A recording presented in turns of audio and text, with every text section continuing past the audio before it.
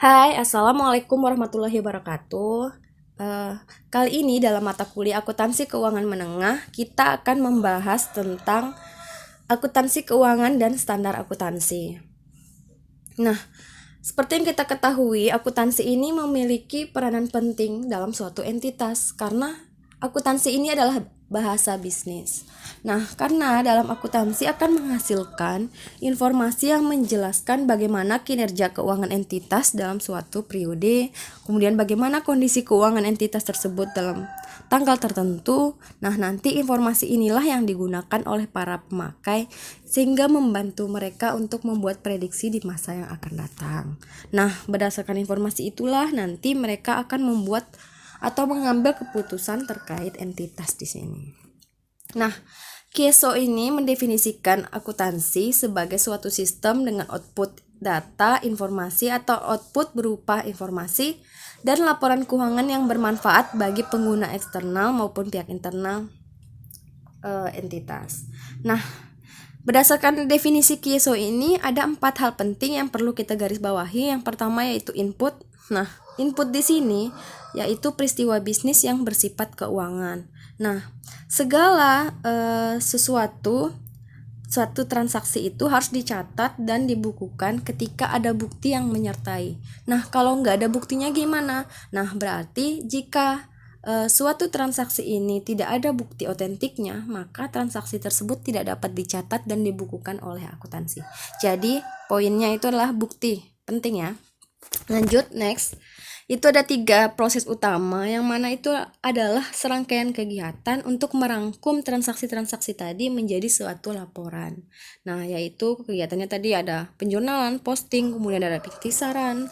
Nah, tadi setelah ada suatu transaksi, suatu kegiatan atau kejadian dalam suatu entitas ini perlu kita identifikasi ini transaksi atau bukannya. Nah, jika dia tergolong transaksi, nah maka kita perlu catat dia ke dalam dicatat ke dalam jurnal, yang mana ditunjukkan di dalam jurnal itu dia ada di kredit, apa di kredit, dan berapa jumlahnya. Nah, setelah itu di jurnal, kemudian nanti akan digolongkan sesuai dengan akunnya. Nah, proses inilah yang disebut dengan posting. Nah, setelah catatan dalam jurnal yang telah diposting itu akan diringkas menjadi sebuah laporan keuangan, itulah namanya pengikhtisaran. Nah, tentunya nanti akan menghasilkan suatu output. Nah, output dari akuntansi ini merupakan informasi dalam bentuk laporan keuangan. Nanti jenisnya akan kita bahas, jenis laporan keuangannya.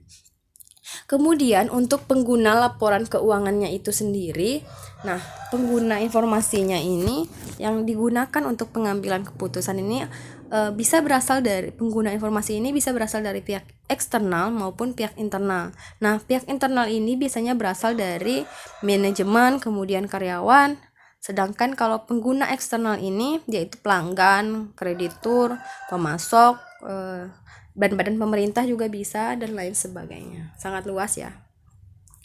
Kemudian berdasarkan dilihat dari sisi penggunanya tadi, akuntansi ini dibagikan menjadi 2 bidang, yaitu dari sisi pengguna informasi ya dibagi jadi 2, yaitu yang pertama itu ada akuntansi keuangan dan akuntansi manajemen.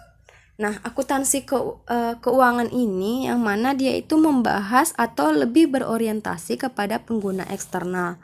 Nah, karena pengguna eksternalnya ini beragam dengan tujuan spesifiknya masing-masing, tentunya dibutuhkan suatu standar. Nah, standarnya apa? Untuk di Indonesia yang berlaku yaitu PSAK, sedangkan di dunia itu bisa IFRS atau standar lainnya. Dengan tujuan tadi yang beragam itu. Nah, sumber informasinya ini bisa berasal dari data histori, kemudian data proyeksi, kemudian informasi non keuangan. Nah, sedangkan yang kedua itu yaitu ada akuntansi manajemen, yang mana bidang akuntansinya ini lebih dengan tujuan internal untuk pemberian informasi kepada manajemen, terutama dalam hal pengendalian dan perencanaan. Nah, standarnya ini masing-masing perusahaan, karena informasi yang dibutuhkan juga beragam. Jadi sesuai kebutuhan manajemen dalam pengambilan keputusannya seperti apa. Misalnya informasi mengenai penjualan, biaya analisis produk, kemudian anggaran suatu entitas, atau mau analisis investasi. Nah, ini tergantung kebutuhan dari si manajemen itu sendiri. Kemudian sumber datanya itu bukan hanya berasal dari data histori, tapi dia juga ada data proyeksi, kemudian ada analisis detail. Next. Nah, tujuan laporan keuangan berdasarkan PSAK 1 yaitu memberikan informasi mengenai posisi keuangan, kinerja, kemudian ada arus kas entitas ini, sehingga nanti tentunya akan membantu mereka untuk membantu pengguna laporan ini dalam pengambilan keputusan. Nah, yang kedua yaitu sebagai pertanggungjawaban manajemen atas sumber daya yang telah dipercayakan kepadanya. Kemudian yang ketiga itu untuk memenuhi kebutuhan bersama, kebutuhan tadi para pemakai yang beragam tadi. Kemudian menyediakan pengaruh keuangan yang dari kejadian di masa lalu. Jadi seperti itu ya. Nah, kita lanjut. Untuk laporan keuangan sendiri, menurut standar akuntansi keuangan, laporan keuangan yang dihasilkan yaitu yang tercantum dalam PSAK 1 yaitu ada 5. Ada laporan posisi keuangan. Nah, ini daftar yang sistematis itu harus dari aset, utang, kemudian modal pada tanggal tertentu yang nanti dibuat berdasarkan dibuat pada akhir tahun. Kemudian ada laporan laba rugi komprehensif. Nah, laporan laba rugi komprehensif ini ikhtisar dari pendapatan, kemudian beban suatu entitas sehingga kita dapat mengetahui apakah entitas tersebut memperoleh laba atau rugi yang dia alami. Nah, selanjutnya yaitu ada laporan arus kas. Kemudian dengan adanya laporan ini, pemakai laporan keuangan dapat mengevaluasi perubahan aset suatu entitas dan kemampuan entitas dalam menghasilkan kas untuk masa yang akan datang. Nah, kemudian yang keempat itu adalah laporan posisi ekuitas. Nah, laporan ini menunjukkan perubahan ekuitas suatu entitas di periode tertentu, bisa 1 bulan, bisa 1 tahun. Kemudian kita sebagai pembaca tentunya nanti akan tahu sebab-sebab perubahan ekuitas itu. Kemudian yang kelima ada catatan atas laporan keuangan. Nah, ini berisi informasi tambahan tentang apa yang disajikan 4 tadi yang di atas saya sebutkan. Nah, itu untuk memberikan penjelasan tentang rincian-rincian pos yang telah disajikan dalam laporan keuangan. Next. Nah, kita akan lanjut ke standar akuntansi keuangan. Nah, laporan keuangan untuk tujuan umum dibuat untuk memenuhi kebutuhan sebagian besar pengguna laporan keuangan. Pengguna laporan keuangan yang beragam ini dengan kebutuhan yang berbeda. Oleh karena itu, untuk menyusun laporan keuangan dibutuhkan standar akuntansi.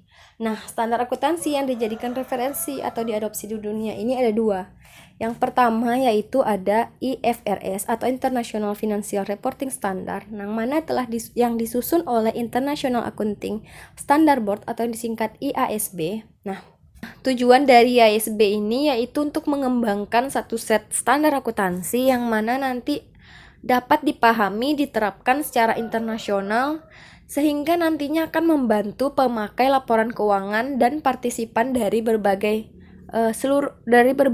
pasar modal seluruh dunia untuk mengambil keputusan ekonomi mereka.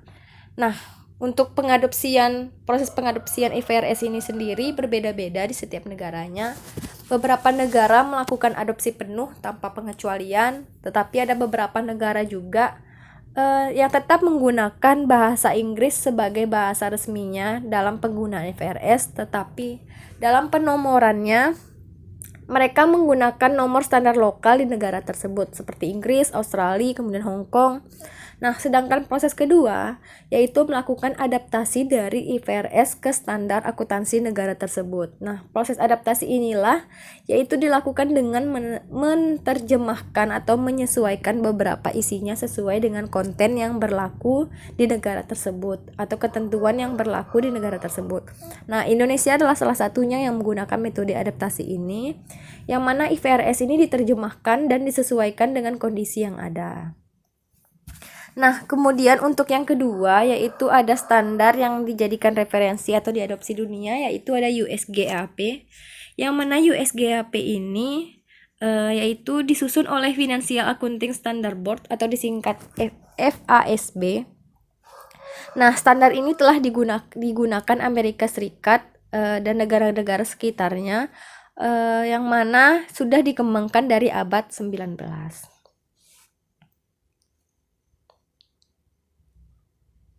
Nah, untuk standar akuntansi keuangan sendiri yang berlaku di Indonesia terdiri dari 4 standar atau kita sebut 4 pilar standar akuntansi di Indonesia, yaitu yang pertama ada standar akuntansi keuangan. Nah, standar akuntansi keuangan atau PSAK atau SAK yang kita kenal ini, yang mana dia itu digunakan untuk entitas yang memiliki akuntabilitas publik atau entitas terdaftar dalam proses pendaftaran di pasar modal. Kemudian standar ini mengadopsi IFRS, mengingat Indonesia melalui IAI-nya telah menetapkan bahwa pengadopsian ini telah dilakukan dari 2012. Nah, adopsi penuh IFRS ini bukan berarti Indonesia tidak memiliki standar sendiri dan menggunakan secara langsung IFRS ini. Nah, mereka itu melalui Dewan Standar Akuntansi Keuangan tetap melakukan proses penerjemahan IFRS ke dalam bahasa Indonesia. Selain diterjemahkan juga ke dalam bahasa Indonesia, mereka yang melakukan analisis apakah IFRS ini dapat diterapkan di Indonesia atau sesuai dengan hukum bisnis yang ada.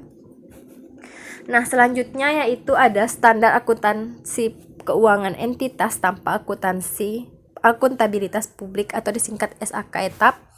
Nah, ini entitas yang menggunakan SAK etap ini dalam laporannya auditnya menyebutkan bahwa laporan keuangan ini telah sesuai dengan SAK etap. Nah, penggunaan SAK etap ini lebih memudahkan entitas karena yang tidak memiliki akuntabilitas publik ini dalam penyusunan SAK etapnya karena lebih mudah dan sederhana. Selanjutnya yaitu akuntansi syariah atau standar akuntansi keuangan syariah atau kita singkat SAK syariah. Nah, standar yang digunakan untuk entitas yang memiliki transaksi syariah atau entitas yang berbasis syariah. Nah, transaksi syariah seperti apa? Seperti mudharabah, isalam, ijarah, kemudian ada wadiah dan sebagainya. Nah, standar inilah yang standar ini dikembangkan oleh Dewan Standar Akuntansi Keuangan Syariah atau yang disingkat DSAK. Nah, Bank Syariah menggunakan 2 standar dalam penyusunan laporan keuangannya. Karena entitasnya itu merupakan akuntabilitas publik. Nah, oleh karena itu Bank Syariah ini menggunakan PSAK. Nah, sedangkan untuk transaksi syariahnya menggunakan PSAK syariah. Next, kemudian untuk standar akuntansi pemerintah atau kita singkat SAP, yaitu standar akuntansi yang digunakan untuk menyusun laporan keuangan instansi pemerintah baik pusat maupun daerah, yang mana sekarang sudah berbasis akrual. Lanjut. Nah, sekian dan terima kasih untuk materi hari ini. Sampai jumpa di pertemuan yang selanjutnya.